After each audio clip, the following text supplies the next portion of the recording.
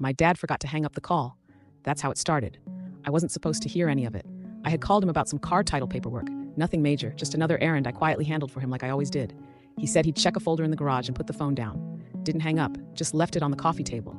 Maybe didn't even notice. At first it was silence, then footsteps. A couch creaked, and then his voice. "She's a burden," he said. Clear, cold, like it was just a fact. She's a disappointment, should have never been born. I didn't move, not at first. Just sat there, phone pressed against my ear like a child listening at a closed door. He wasn't angry, that's what got me. He wasn't yelling, he wasn't venting, he was just talking to my mom, I think. Maybe to himself. Didn't matter. The words landed the same way. A burden. A disappointment. 6 years I'd been covering their mortgage shortfalls, credit card debt, utility bills they never told anyone about. Quietly, without a single demand, without ever throwing it in their face. Even that month, I'd sent $2,100 to cover their insurance premiums because my dad's back injury meant he couldn't work right now. And yet, here I was. The burden. The accident that should have been avoided. I didn't hang up. I just let the call run long past the point they realized it was still connected. Heard the microwave beep, laughter in the background, casual domestic peace, as if they hadn't just gutted their only daughter from the inside out. When the call finally cut off, whether he noticed or the battery died, I didn't cry. I didn't speak. I didn't move. I just sat there staring at the window, like it might have an answer. I don't know how long I was frozen like that. Time doesn't work the same when everything inside you just stops. The next day I went to the bank, not for revenge, not yet, just to check things.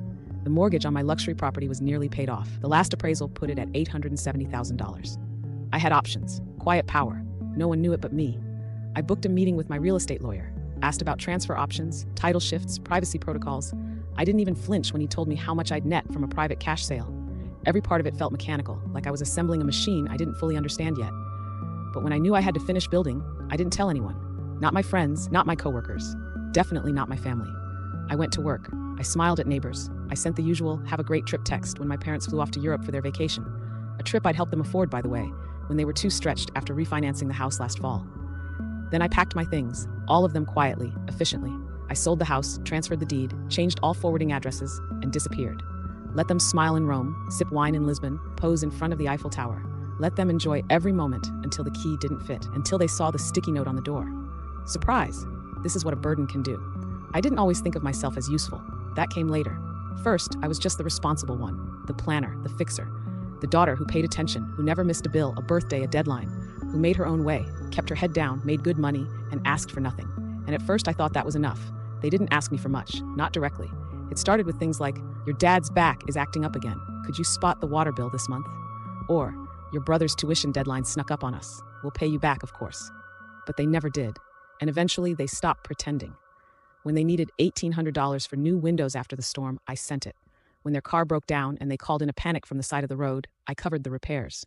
When their property taxes went overdue and my mother cried on the phone, I wired the money same day. No questions, no complaints, just support. Then came the joint accounts, a family card for emergencies only.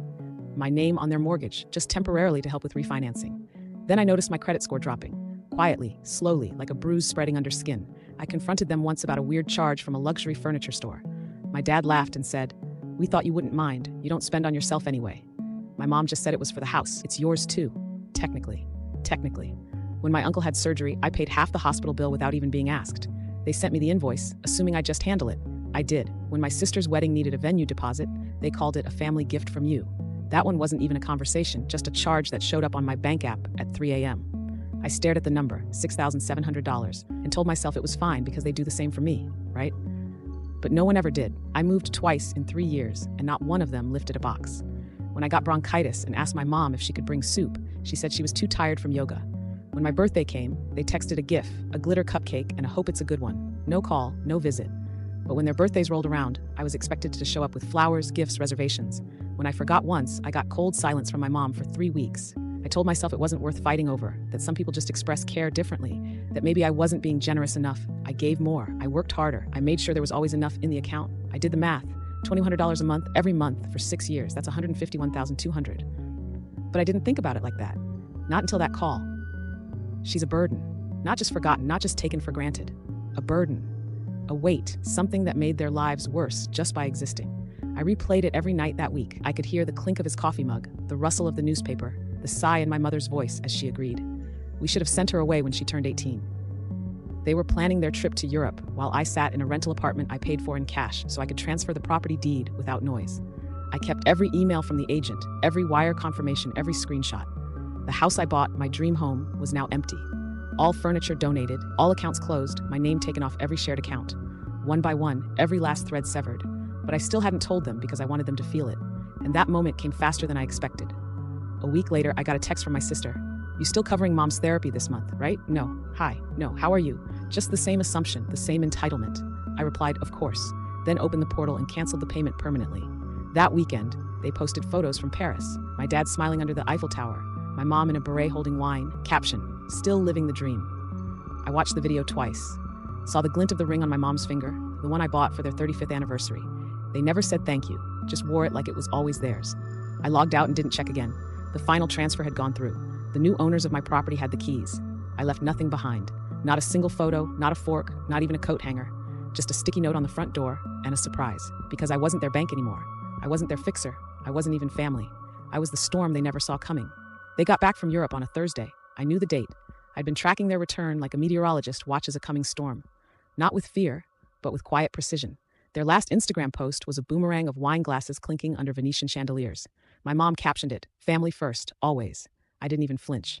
The house was already gone, but they didn't know that yet. They landed smiling and sunburned, wheeling their matching luggage through customs, thinking the world was still the same. That I was still where they left me, loyal, quiet, useful. They probably thought they'd come home to their driveway, step out of the Uber, and walk back into the life I'd funded for 6 years. Except the driveway was empty. No car, no lights. And when they pulled out their keys, they didn't fit. I pictured it in full color. My dad frowning at the lock, jiggling it like that would change physics. My mom trying hers next, then both of them standing there in silence, waiting for something to make sense, until they saw the sticky note taped to the front door. Yellow, cheap, unmistakable, black Sharpie, black letters. Surprise, this is what a burden can do. I didn't leave my name, didn't need to. The mailbox was gone too, removed, dismantled. The alarm system deactivated, the utilities transferred, the HOA notified. The family portraits on the hallway wall, gone. The monogram towels I bought them last Christmas, donated. Their home is where the heart is sign, in the trash. Everything was clean, sterile, like they never lived there. Like I'd erased the last remnants of their comfort while they were busy drinking Bordeaux and playing European royalty. And I hadn't done it to punish them. That would imply emotion. I did it because clarity had finally arrived. I wasn't seeking payback. I was simply closing a chapter that had quietly ended long ago. They called, of course, dozens of times. At first it was confusion. "Hey, we're locked out. Can you check with the alarm company?" Then, "Is the garage code changed?" Then panic. "Where's the furniture? Why isn't the Wi-Fi working? Why is your number disconnected?" I didn't answer. By midnight, they called every sibling, every cousin. They thought maybe it was a mistake, a robbery, a prank. But then my mom called my work number, the one no one uses, and left a voicemail in that broken glass voice she saves for real emergencies. "Please just tell us what's going on. We're at a hotel. The house is empty. The neighbor said a moving truck came last week." "Was that you? Did something happen?" "Yes, something happened. I heard you." I kept that voicemail. I listened to it sometimes, not out of joy. There's no pleasure in this, but as a reminder that even after calling me a burden, even after draining my bank account and erasing me from every family moment that mattered, they still expected help. That's what cracked me into. That's what made everything snap. The moment I realized they would never change, that no matter how much I gave, how many bills I paid, how many birthdays I remembered, I would always be optional, useful, expendable. They cried the loudest when the money disappeared, not when I did. I gave them 6 years of quiet loyalty. They gave me silence and expectation, a burden, a disappointment, an accident that survived. So I left them exactly what they earned. Nothing. The fallout started the next morning. By 7:13 a.m., I had 42 missed calls. My mom left 3 voicemails in a row, each one more desperate than the last. The first was confusion, the second panic, the third full-blown breakdown. "We just need to talk. Please just tell us what you did." I didn't reply. Instead, I logged into the final banking portal, the one they forgot I had access to, the joint savings account I had once created just in case of emergency. It still had $12,000 in it, mostly from me. I clicked once, transferred it to a private trust, closed the account, gone. Then I went after the insurance. The house they used to live in, I still had the policy in my name.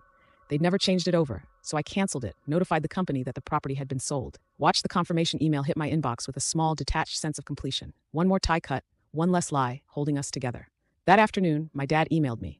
A long, pathetic thing, no subject line, just 600 words of half blame, half begging. He said he didn't mean what I heard, that I misunderstood. That burden was about the situation, not about me. Then he asked if I could at least help them find a lawyer to look into what happened with the house. Said the new owners had changed the locks illegally. I almost laughed. Illegally? They had no idea the property hadn't been in their names for over a year. I transferred the title to a shell trust I'd built with my accountant, the same trust that now owned the LLC that sold the house in cash. It was layered, secure, untouchable. They weren't just locked out of a house. I finally stepped away from the dynamic. By day 3, my sister chimed in. The same one who used to send me screenshots of her Venmo requests with, "You got it right," like it was a joke. She texted, "You really going to do this to mom and dad after everything they've done?" I read it twice, everything they've done. That line stayed in my head like static, like white noise that wouldn't shut off. She meant the dinners I wasn't invited to, the holidays I paid for but watched from my couch, the therapy I covered so my mother could work through stress caused by my existence. She meant all of it. All the erasure, all the exploitation wrapped up in one casual guilt trip. I didn't respond. Instead, I filed the final motion. The estate planning documents I drew up 2 months ago, the ones that removed my family from every emergency contact, medical directive, and asset designation, I submitted them that Friday. By Monday, they were legally locked out of everything. No more accounts in their name. No more fallback plan. They didn't lose a house. They lost their favorite crutch. And maybe I enabled that for too long, thinking I was helping when I was really just delaying the inevitable. I called the storage unit too. The one I'd been quietly paying for, full of their keepsakes and heirlooms and boxes they swore they'd come pick up soon. I gave them 30 days notice. No extension, no warning. A legal eviction letter was delivered on Tuesday. They messaged the unit company in a panic, said it was a mistake. It wasn't. I sold every piece of furniture I bought for them. The couch, the antique sideboard, even the coffee machine they used to joke was too fancy for them, the one they insisted on taking anyway. I posted it all online, watched the listings disappear one by one, every item gone within 2 days. And when the PayPal balance cleared, I made one last transfer to myself. No note, no message, just peace. The group chat finally went silent. No more passive-aggressive memes, no more attempts at manipulation disguised as jokes, just silence. My mother's last post was an old photo of us when I was 8, with a caption that ended, "You always were so sensitive." It didn't sting, it confirmed everything, because I wasn't sensitive. I was done. They never got the sticky note back. They tried, of course, drove back 3 days later, this time with a locksmith, but by then, the locks had been replaced, the mailbox removed, the ownership sealed behind corporate filings they couldn't untangle if they tried. The locksmith refused to break entry, said the deed was in another name. They left in silence. I watched it happen. Not from a distance, not from another country or across a screen, from 2 blocks away in a car they didn't recognize. Engine off, parked beneath a dying elm tree. I watched my parents step out of that Uber like royalty, returning to a kingdom that didn't want them anymore. My dad looked older, smaller. My mom didn't speak. She just stood on the porch, staring at the door like it might open out of guilt. It didn't. They left 10 minutes later. The house stood quiet. So did I. That silence, final and absolute, was the real ending. No grand confrontation, no fight in the driveway, no screaming match about family or forgiveness. Just the realization that they'd lost access to the only person who ever kept them afloat. They didn't cry because they missed me. They cried because the money was gone. They cried because the safety net had been cut and burned. And to be fair, that net was real. I built it out of care. But care without respect eventually collapses. They cried because the backup plan disappeared and the burden was the only one who ever had a plan. And I made sure they felt every inch of the absence. I deleted the family group chats, all of them. Removed myself from every thread, every shared photo album, every Google Calendar they once used to schedule holidays I wasn't invited to. I didn't leave a message, just silence.